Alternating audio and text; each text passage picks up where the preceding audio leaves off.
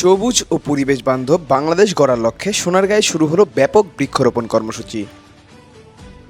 প্রধানমন্ত্রী জনাব তারেক রহমানের ঘোষিত আগামী ৫ বছরে ২৫ কোটি বৃক্ষরোপণ কর্মসূচির অংশ হিসেবে সোনারগাঁ উপজেলা স্টেডিয়ামে ওয়ান স্টুডেন্ট ওয়ান ট্রি কর্মসূচির উদ্বোধন করেন নারায়ণগঞ্জ ৩ আসনের মাননীয় সংসদ সদস্য জনাব আজহারুল ইসলাম মান্নান।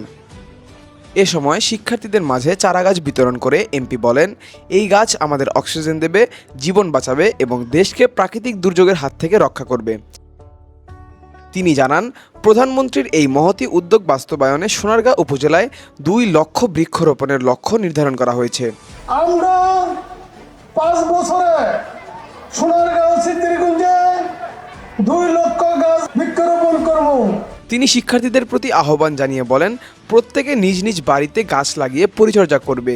একটি সবুজ পরিবেশ গড়ে তোলা আমাদের সবার দায়িত্ব। অনুষ্ঠানে জেলা প্রশাসন, পুলিশ প্রশাসন, উপজেলা প্রশাসন, শিক্ষা বিভাগের কর্মকর্তা, স্থানীয় জনপ্রতিনিধি ও রাজনৈতিক নেতৃবৃন্দ উপস্থিত ছিলেন। একই দিনে উন্নয়নের ধারাবাহিকতায় মেঘনা শিল্পনগরী এলাকায় একটি নতুন সড়ক এবং ঐতিহাসিক বৈদ্যের বাজার ঘাটের উন্নয়ন কাজের ভিত্তিপ্রস্তর স্থাপন উদ্বোধন করেন এমপি জনাব আজহারুল ইসলাম মান্নান। তিনি বলেন, এসব প্রকল্প বাস্তবায়নের মাধ্যমে যোগাযোগ ব্যবস্থা আরও উন্নত হবে এবং স্থানীয় অর্থনীতি নতুন গতি পাবে।